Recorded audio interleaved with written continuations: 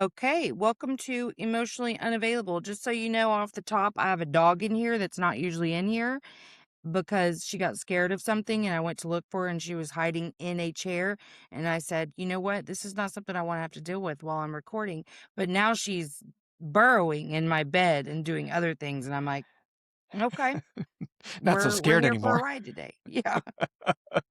Like, cool. You can't just sit there.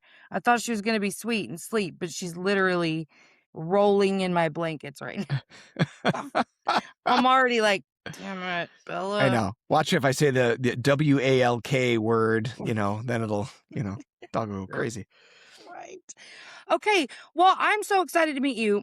All right. So I am assuming that if you work with gifted children, Yep. that and you were a video game developer in Yeah. a past life? Okay. I'm assuming you're gifted. Is that Yes. okay? Now, my definition of gifted might be a little different than most, but yeah, I would say I fall into that category.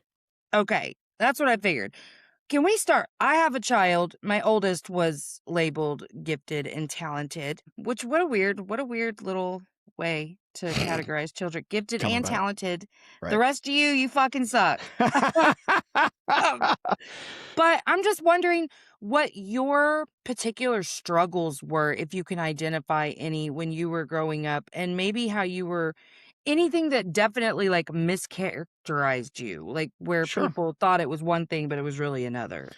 Oh boy, where to begin? I'll start with what came to my mind first. The Okay. biggest discrepancy that you'll usually see in gifted people. And again, my definition of gifted is not a certain number or a certain score. It's truly like some area of your development is just outside of the norm, just accelerated.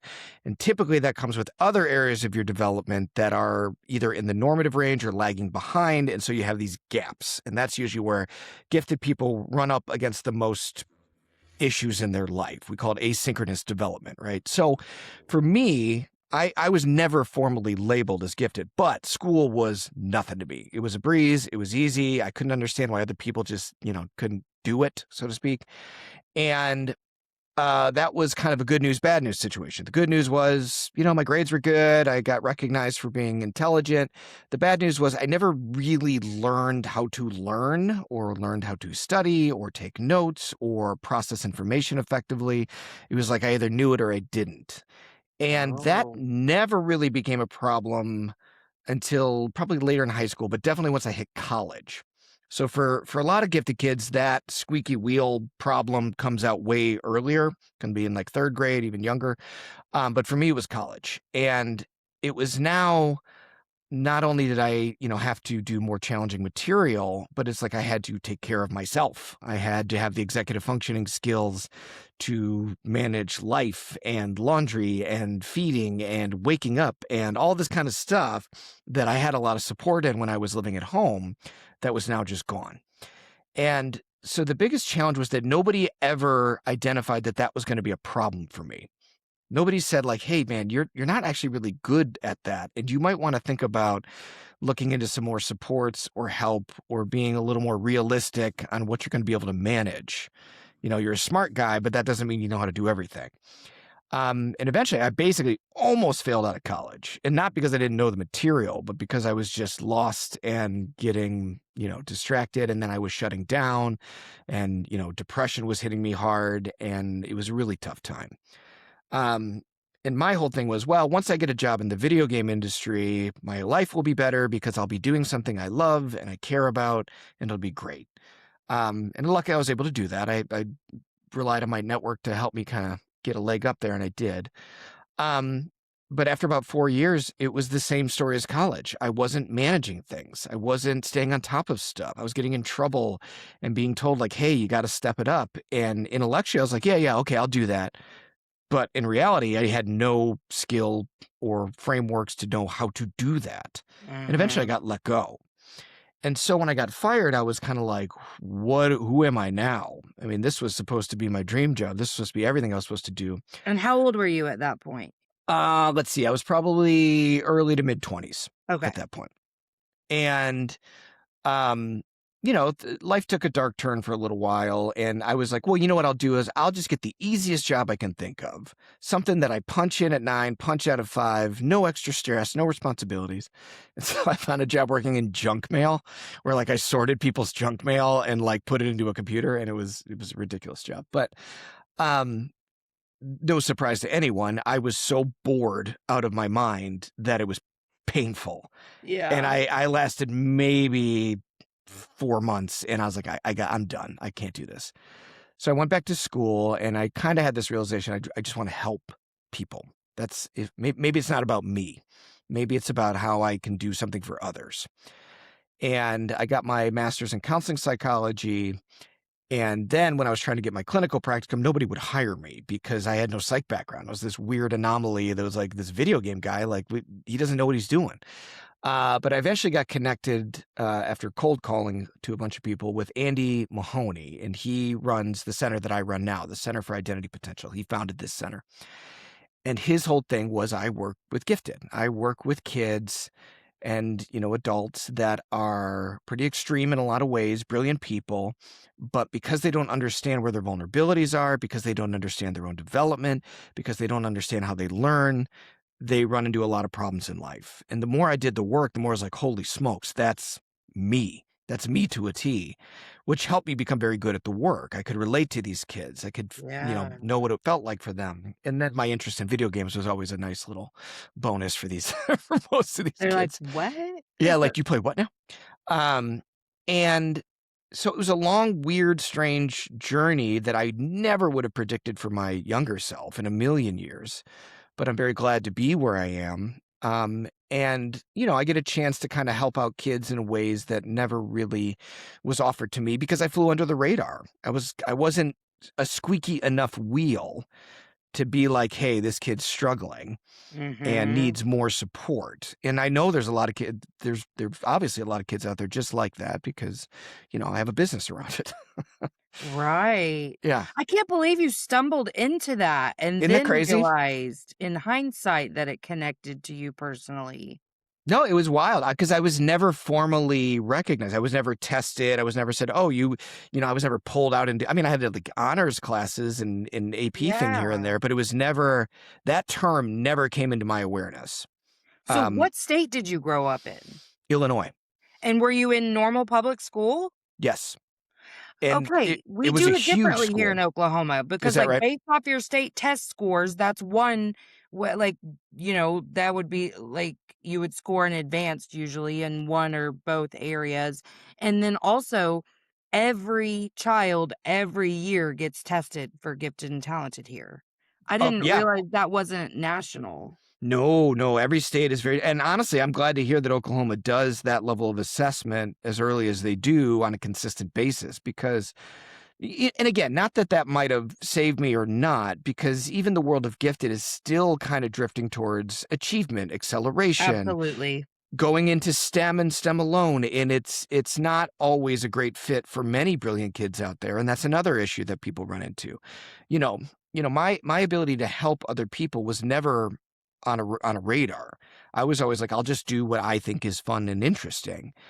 And, I grew up as like a youngest child, and my oldest sister had pretty severe, mental health issues. So she had bipolar type 1. She would get psychotic. It'd be crazy. And as the youngest, I was always sheltered from that. I was always kind of like shrank away. I just went off on my own. I just kind of left Mhm. all the adults in the room to deal with it. And it always kind of bothered me that I was so helpless around it. And as I did my work with Andy, my mentor, he was like, when there's this issue in your life that you can't seem to do very well and it bothers you on some level, that is potential. That is your inner awareness saying you have the ability, but you don't have the pathway. You don't know how to build Mhm. it up.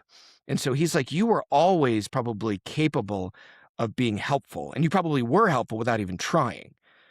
But nobody recognized that that was something that if we develop those skills, look out, you might actually be exceedingly, helpful to other people if we can, take that thing that made you so afraid, but turn it into something that is really, a capability of yours. Wow.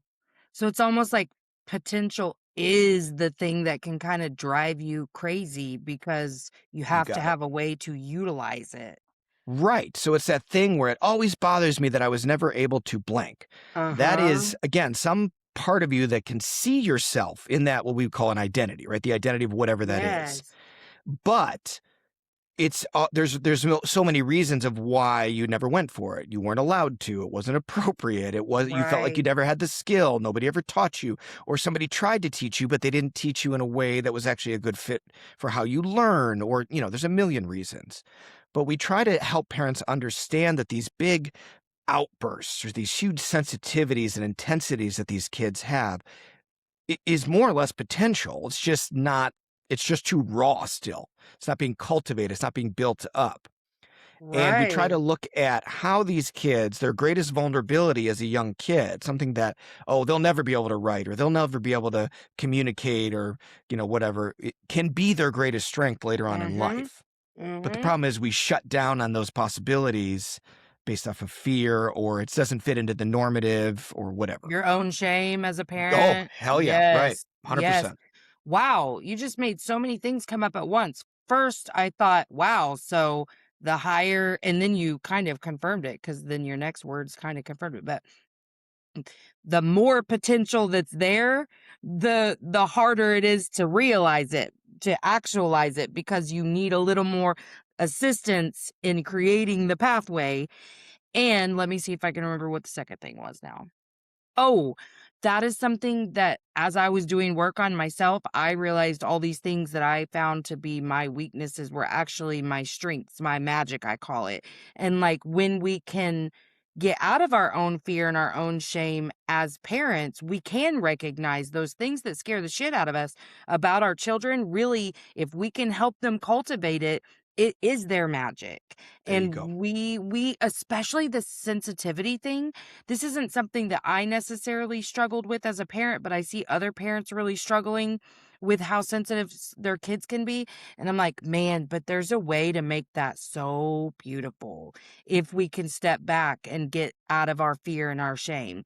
But that requires parents to do work on themselves too, because we have to realize these are just little humans that we're Yeah. helping grow up. They're not Bella.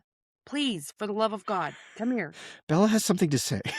You're just sitting there whining. I'm like, "Oh my god." I try to be sweet to you, and here you are. We are talking. But, yeah, like, I just feel like we have to realize, like, they're not extensions or reflections of us. They are their own little people, and we need to help them become big people. But Yeah. I'm wondering too, so my oldest, that I think that's something he would identify. He's 23, but he would identify he can identify so much potential about so many things, Right. um, but it drives him mad because he doesn't do them. Like, Yes. he's really struggling with executive functioning right now. So much of that is related to PTSD because we lost a child in December, but, Oh my gosh. Yeah. like, he was struggling before that.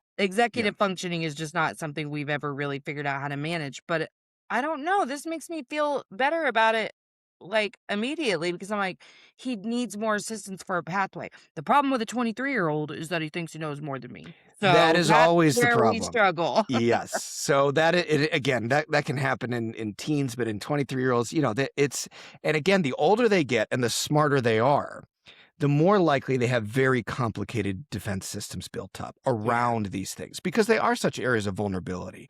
It's such yeah. a difficult thing to say, I need so much more help than other kids my age or other young adults my age. I can see Yes. all these other people making their way in life, making it look easy.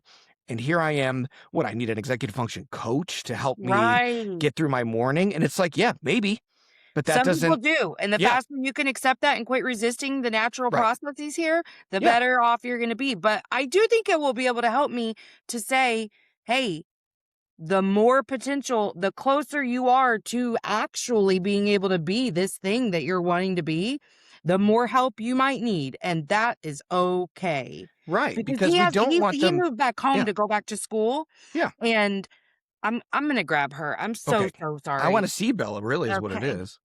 Come here, sissy. Do you want to meet our friend? Yeah, let's get some special guest action here. Oh, she's It's a so cute. fella. Okay, that's that's pretty She's a little adorable. bit. She's Yeah. like 7 now, I think, 6 or Is she? 7. Yeah, she's not usually like this, but she's Yeah. having a weird day. She's having a day. Um, yeah, I'm actually so like I said, he moved home a couple years ago to go back to school because we are not the people who can work full time and go to school. I wasn't either. Oh, So me neither. Yeah. I was like, "Hey, that I understand. Come home. I don't care. Like whatever you want to do." I would have let him come home either way. But now it's like this nonstop shit talk to himself that school's the only thing he's doing and he's not doing this and da da Oh, da da da. sure. And I'm like, Right. honey, I wish I knew how to help you, but this makes me feel like there's a path forward for me to be able to help too. That's what it's all about. I mean, that's the reason I titled, my podcast Hopelessly Gifted was for two reasons. One is that you are who you are, right? You're the way you're made in this world. Guess what? That's what you got. You can work with it, you can grow it. But if you're gifted or you're struggling with this, it's hopelessly that's who you are. But at the Yeah. same time, most people associate giftedness with, oh, how lucky are you? Life will be easy. Oh, you can do anything. You have so much potential. You're going to go to solve, the world's problems. And when that doesn't happen, or when people are just not feeling that experience, there is a hopelessness in this Yes. idea that, oh, I thought I was supposed to be more, and it's painful. And I don't want people to shy away from that. I want people to understand there's a reason that it's as hard as it is. And it's more associated with our development and with our neurophysiology and with how much help we need and support, while at the same time you are still a brilliant person who can do incredible things. But it's both. You know, Gifted Yeah. education is special education, right? And gifted kids grow into gifted adults, and we Yeah. still have these issues. Yeah. Okay, I was curious about something that you had said in your email to me. Mhm. Um, let me see if I still have that pulled up because yes. Help families understand perfectionism, anxiety, isolation, and existential intensity in gifted kids. This was the part without treating every struggle like pathology. Mhm. And Yeah. I was like, I would like that broken down because I like pathology. It helps me to put things in a box. So I was like, "Ooh, I like this. Let me hear what's a more helpful way to look at things, you know?" Right. Yeah, well, it's the idea of, when we talk about, like, pathology, we're talking about, something the way you are being is a problem, or the way you are going through life is something that has a label that explains it and describes it. But for some people, that description isn't enough because then there's well, what do I do with this? Right. Right. And so, like, let's take anxiety, right? Anxiety, I will always look at as a symptom. It is never the problem. Mean even and now obviously anxiety can become a problem if it is way unregulated and you can't even function, then yes, you gotta deal with the anxiety. But anxiety is typically an alarm system that's going on within us saying, "Hey, there is a challenge that we are either facing or perceiving we're going to have to face, and we don't really know with any certainty that we're gonna be able to do it." And so at the end of the day, our anxiety is related to some level of skill or some level of developing ourselves that we haven't gone through yet. And for these gifted people in life, because they have these gaps in their profile, they are always in a kind of a state of anxiety because there's always this awareness that they have areas that they struggle with that they don't feel great about, that there's shame around. And we could look at it as pathology. Oh, you have executive dysfunction. You can't do blank. When in Yeah. reality, these issues are developmental and can get better with the proper support and scaffolding and development. Now, you may never be an A plus executive function person. I'm not. 100% I'm not. I've gotten better over the years, but at some point it allows you to look at it without saying this is a negative thing of me, but more like, yeah, this is something I don't really care about and it's just never going to be something I care about, but I do need to deal with it in my life. So I'm going to be the kind of guy that hires people to help me. Yeah. Yeah, just kind of normalizing it. It's all development. Like, even this gift, Yeah. like, a lot of the people in the gifted world are like, "Oh, I'm, on the spectrum and I'm, Yes. ADHD, ADHD, ADHD, yes. and I'm ununderstandable and nobody can get me, and this is, this is a shitty life." And now that's not everybody, but a lot of people take these labels Yes. and use them as a way to say, "I can't be anything more than what this is." This And is it it. bothers me.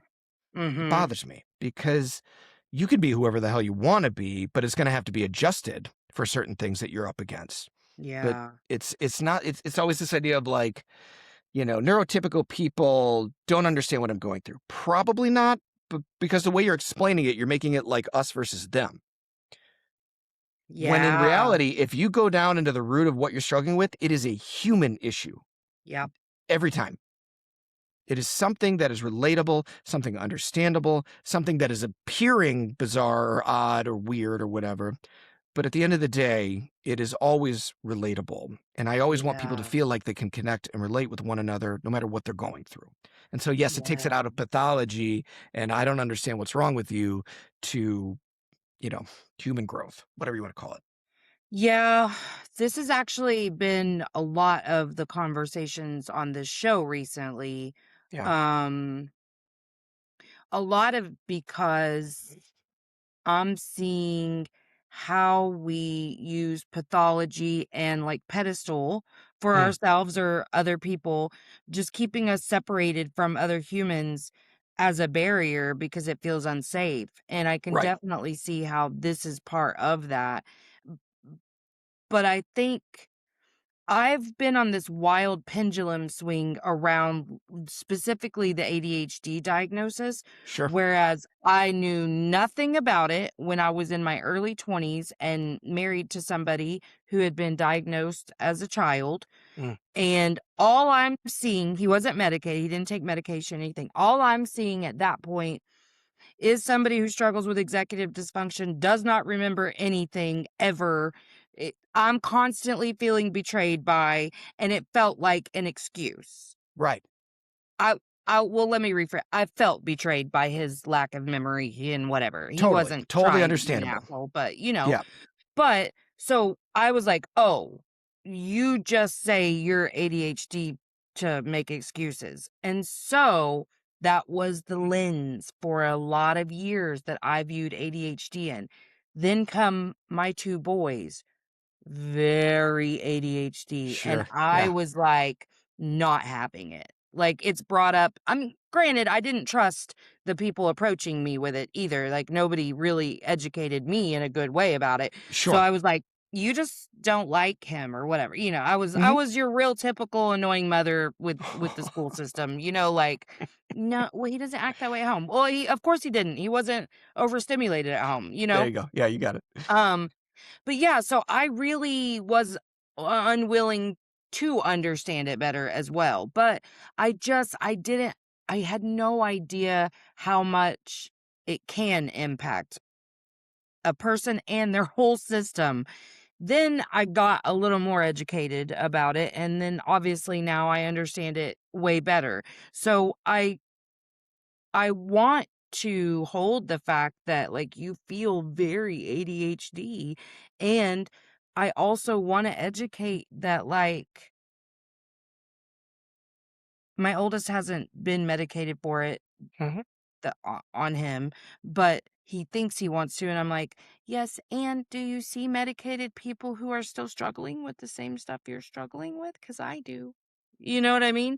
I Sure. have no problem with him getting the medication at all. If Right. he wants that, like, whatever, but he hasn't, so I'm like, "Okay, you can continue to beat yourself up about not having gotten the medication, or Mhm. you can understand that that's not, like, for sure going to cure all of these things." Yeah, it's not a silver bullet in any reality. I mean, medication, or at least my personal view on it, is it's designed to give you traction towards what you're working for already, but you can't seem to get to because physiologically speaking, you're getting overloaded or taken down or whatever it is. So the goal of anybody with ADHD is I kind of treat it like, okay, let's say you have diabetes.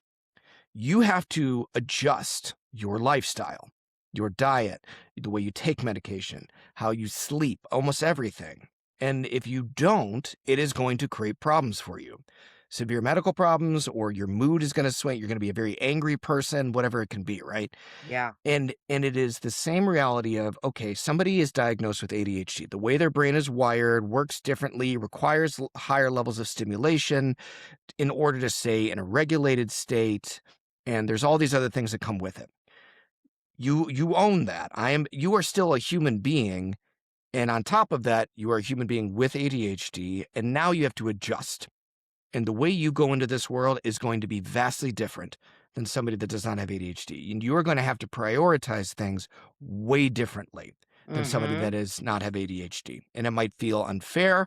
And on some level, it probably is on a cosmic level. This is where the existential, like, why is this happening kind of a thing comes in. Yes. But when you deal with it and you get support around it and you educate yourself and you don't put any barriers about what you can and cannot do, and you start to think outside the box on how you're going to solve things, things get better and you can change. Yeah. And it stops harming the relationships in your life or the relationship you have with yourself, which can be Yes. very painful. Yes. Well, it's like I said, it's so painful for the whole system because as Oh, his mother, I hate watching him suffer. it's But it's brutal. also like I'm thinking back, I'm really kind of wondering, like, you know, all of these people, like, a lot of families have like that uncle or that aunt that kind of never got their shit together. Yeah, And I'm totally. kind of I'm kind of thinking like they needed a different kind of support, but were called lazy Yep. and, like all the things. And all of that shame just became almost insurmountable because they're still questioning, why am I like this? Yes. Right. Right. Why am I like this? Why is this keep happening? I don't want it to happen. I have no intention of forgetting, the anniversary and the birthday of Right. my friends and family, but that is an absolute true difficulty. And then, you get to say, well, okay, all you got to do is keep a planner. All you got to do is use a calendar. Yes. Guess what? That's high level executive functioning in order to do that. So now you're damned Pausing in to two write ways. it in a planner? Yeah, Are you joking? Yeah, I had right, to learn that with my son, that right. was an unreasonable ask. And again, it's the ultimately the right idea and solution, but it has got to be adjusted for where that person is at developmentally, what we have to manage expectations and what they can handle. And then yes, they have to be a little more okay with getting help and learning to not look at these issues as a shameful choice that they are Yeah, making, but as something that they are struggling to get better at, and they can. But man, there's so many roadblocks in the way. It's hard. It's super it hard. is hard. Yep. I was a person.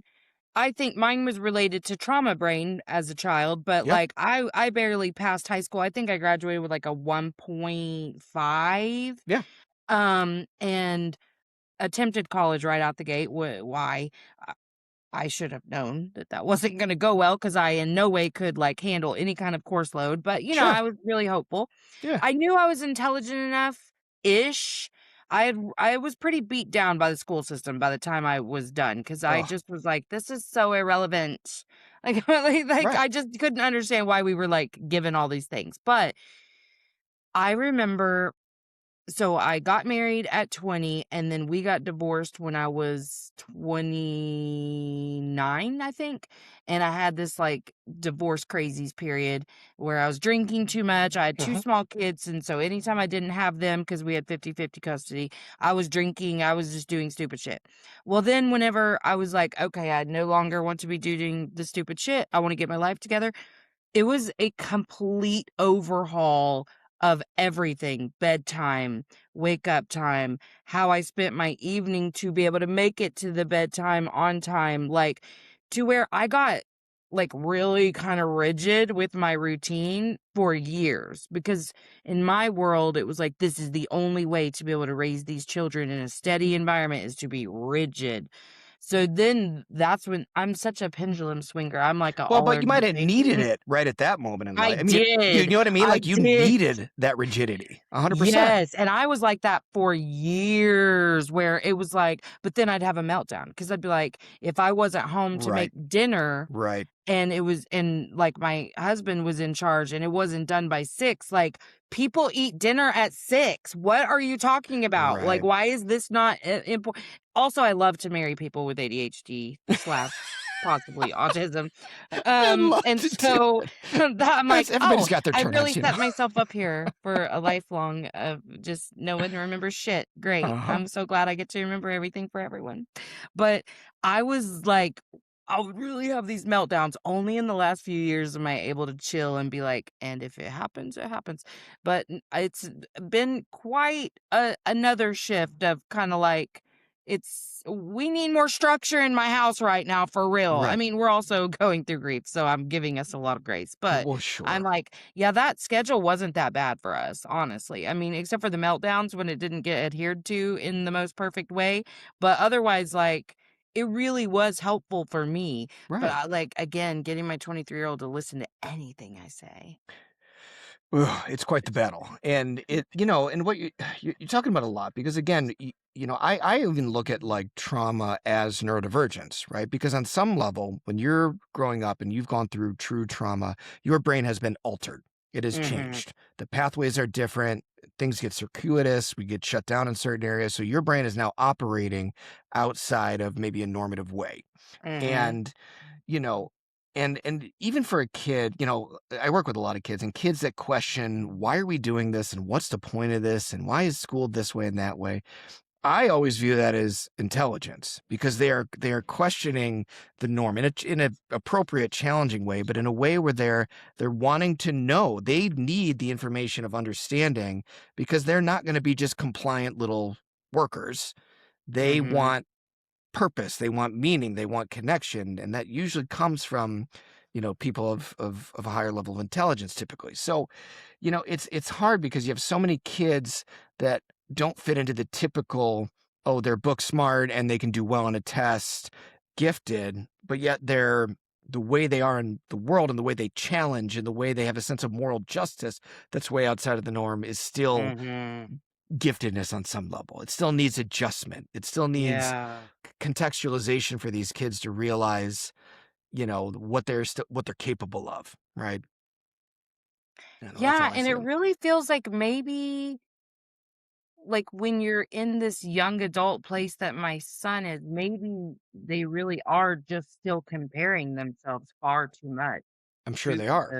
the quote unquote norm, Yeah, which right. makes sense to me. I guess that part didn't because I'm in such like a as compared to what? Like, like I'm really okay with myself. So I have to remember like the steps I took to become that. Cause I'm always like, why are you beating yourself up about I don't shame him for beating himself up, but No. in my head, I'm like, "This just is such a non-issue, I just don't understand why this is so important to him." And it's because he really truly believes everyone around him is doing so much better than he is, farther along than he is, smarter, shoot, faster, stronger, Right, whatever it is. right. And I'm like, "What?" Well, Like, I will tell you what you could do. Here's how I go non-pathology route. What I would say to him is that, I noticed this thing where you're comparing yourself a lot. You are putting yourself in a boat where you don't feel like you're as far along. And I think you're doing it for a reason.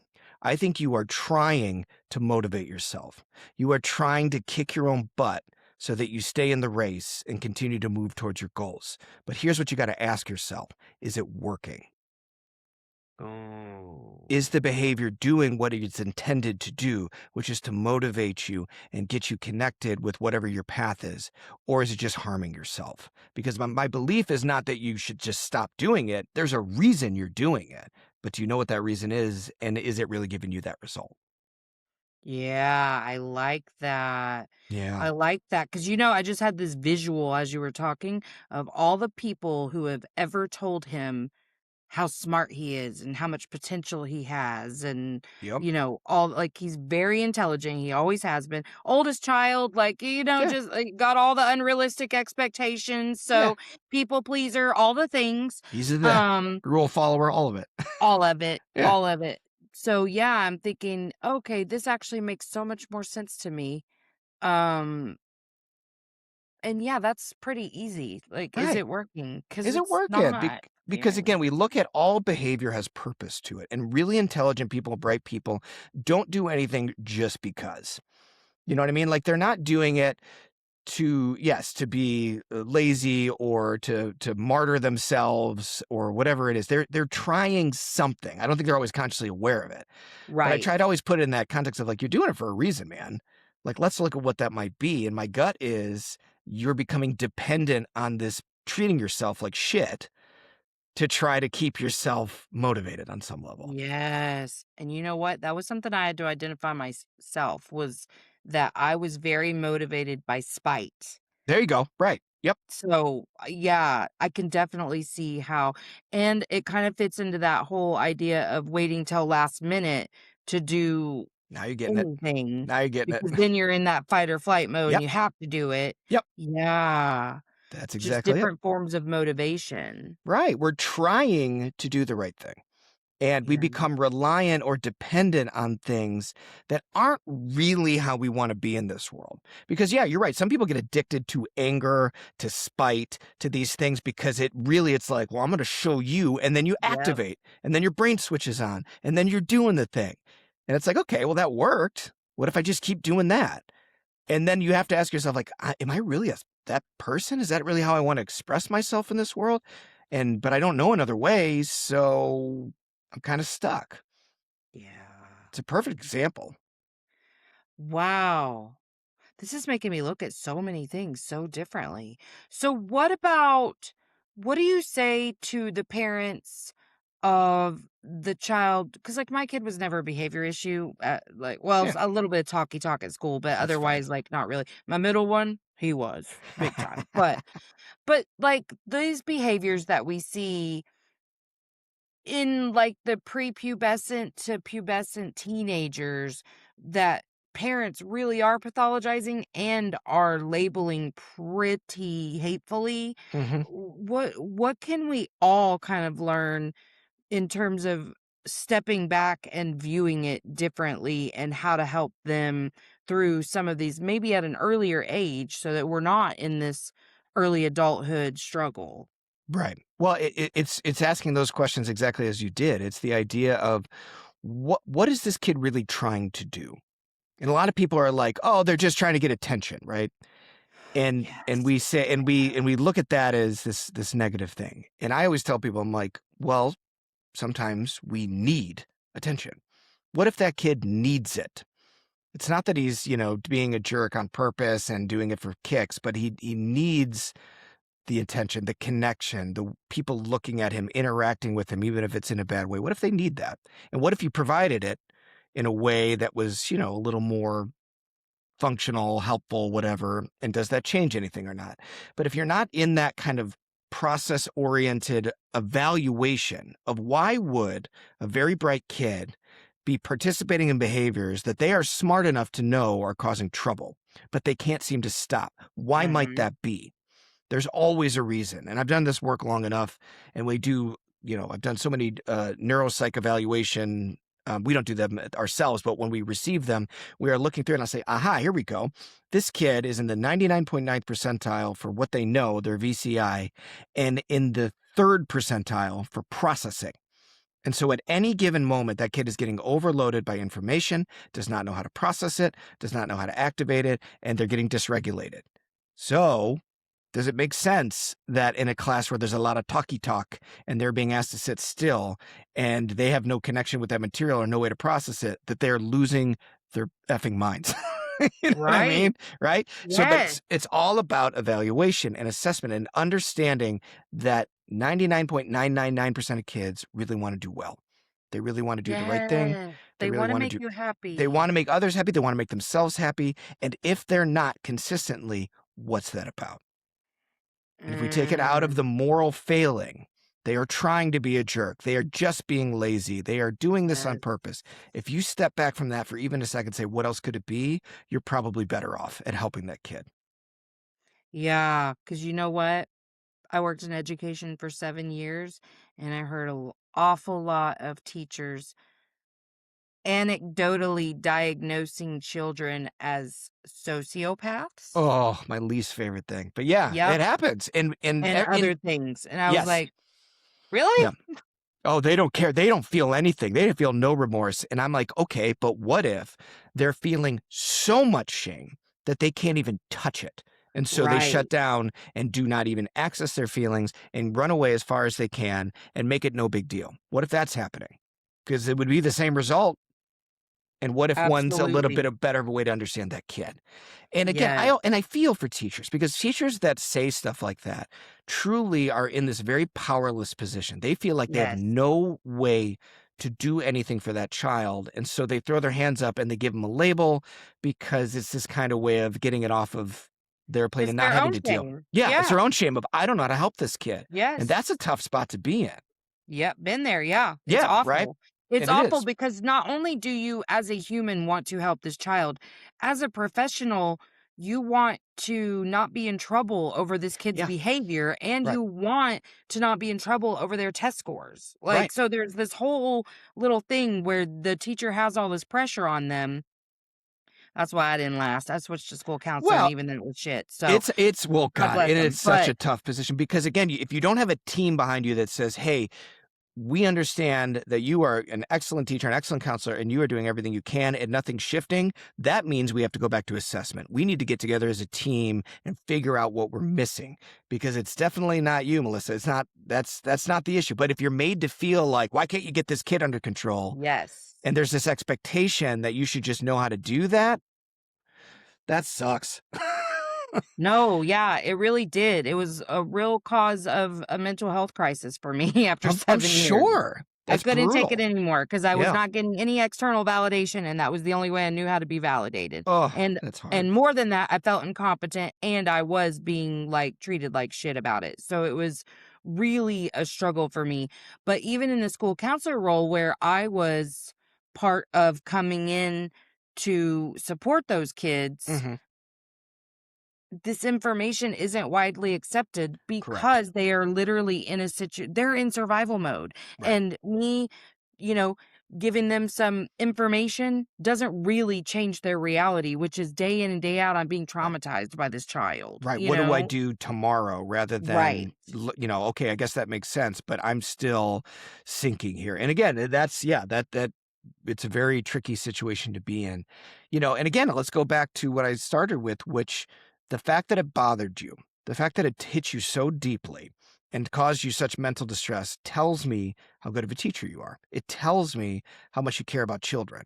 It tells me that if because I couldn't deal with it in that way, and I didn't have the support I didn't needed and didn't have other people stepping in to walk us through a process that might, and could calm everything down, I was left feeling miserable, but it's still just potential. Yeah. Oh, I like that. Yeah. Well, and it just makes me feel softer in general. There it is. Like Yeah. about me, about others, Yep. and, previous versions of myself that I feel like I've done a really good job of accepting by now, but even just a little bit softer towards all of those versions of me Yeah. that just struggled so Yeah. much. Yeah. And yeah, this makes me feel I like the idea anytime we can say, how can we not make a moral assignment here about behavior?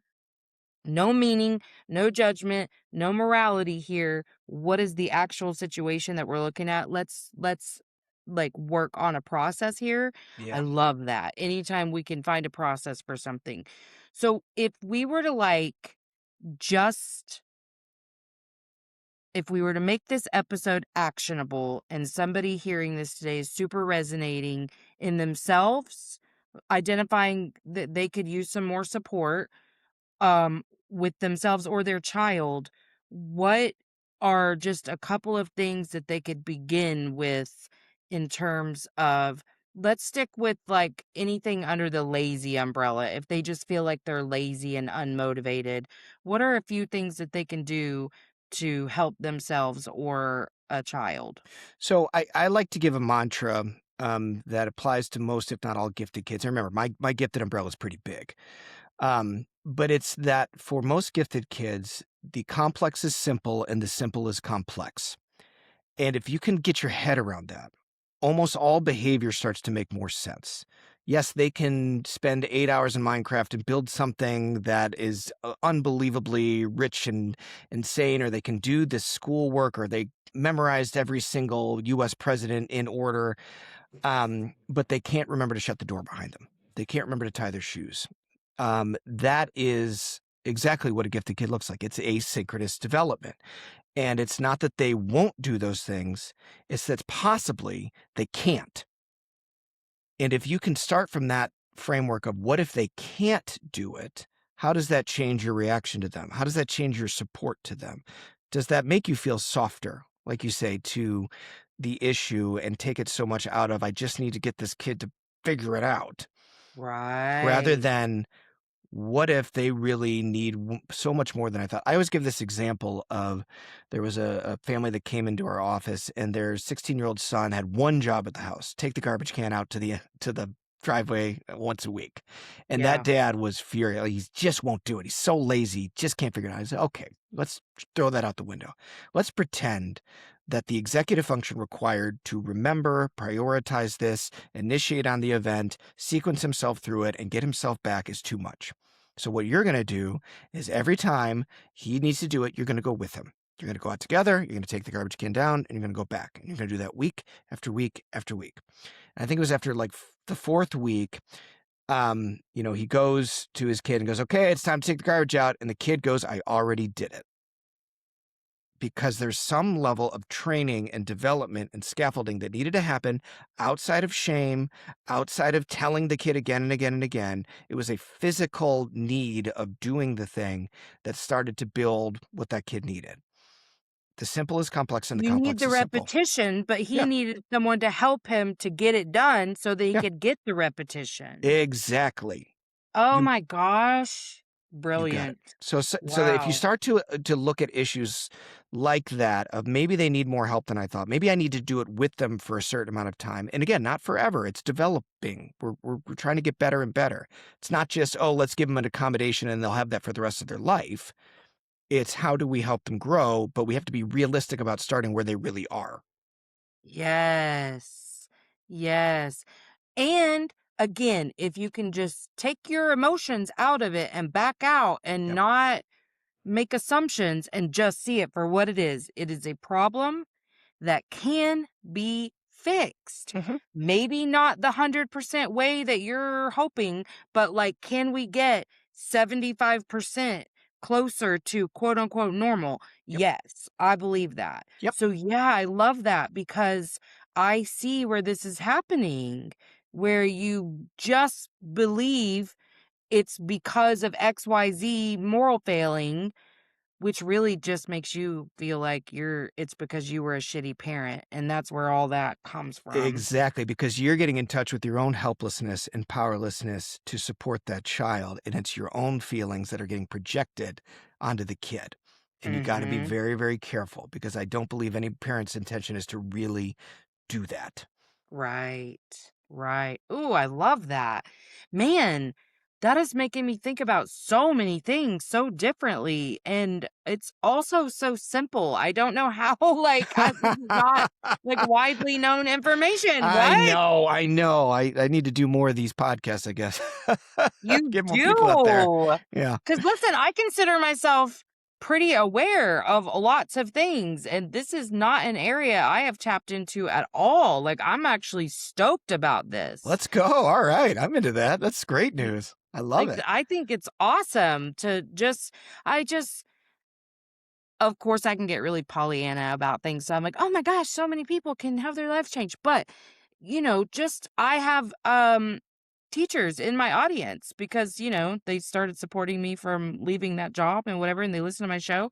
So I'm excited for them to hear this because if it works with one person, like Oh, that's a lot, that's my whole mantra. If I can help one, that's the only reason I don't like getting in front of crowds. I get super stressed out. I'm very good at it, but it stresses me to no end. But I have to go, if this helps one person, if this helps one person, if this like that's all I can do in order to do it. But Yeah. I like to, and I like offering trainings to teachers in schools. I've done that plenty of times where it's like, here's how you got to understand these kids, and here's how we can help you feel more empowered to do the work that you want to be doing and not get so sucked into the behaviors too much or what you might need in place. But I love that you have teachers listening. I'm a big, I'm such a supporter of teachers. I'm my least favorite thing is when parents are yelling at teachers and teachers are blaming parents. I hate that because I'm like, no, you Yes. all are just you're just struggling to do the same thing that you We're all want just to do. struggling. We're just Yes, struggling, that's it. guys. You're Yeah. working the problem. I get it. Anyway. No, I totally resonate with everything that you've said today. I'm so happy Oh, me because oh, that's honestly, I great. feel like I'm going to be able to like go to my son and be like, honey, I think you're taking this too seriously, which I've said some version of. Yeah, right. Now I feel like I have, because I had psychology to talk to him about, which he understands because he's in school for psychology. But Oh, this cool. was just more layers that I feel like are going to really, like, it doesn't even have to be that serious psychology. Like, this is literally just the way your brain is. And Yeah, we can back up and see how more I can support you or what other supports you could put in place. there you Like go. that just makes me really excited. So you definitely helped me today. So Oh, that makes me I'm that's really excited. awesome. You just filled my cup. I love it. I love it. Oh, good. Okay, tell us where we can find you. Sure. If you're interested in the center, we work remotely, so you don't have to be in the Metro Oh Detroit no. area, but it is centerforidentitypotential.com. And then my podcast is the Hopelessly Gifted podcast, which you can find on Apple Podcasts or Spotify. Perfect. I'll make sure that I include those in the show notes too. Oh, that'd be great. And I just appreciate you so much. I'm so excited that you were here today. Oh, I had the best time. You are probably the most fun podcast hosts we've been able to chat with. This is very, I feel like we're just buddies now. I love it. This is great. Good, me too. That's the way I like it to be. Totally natural, organic conversation. I feel Yeah. like that's what calls to my spirit, so that's why I try to keep it. But thank you. That's a really big compliment. Oh, perfect. Okay, I'm gonna press stop if you'll hang out for 1 sec. Thanks for coming to Emotionally Unavailable. If you haven't already, like, subscribe, and share.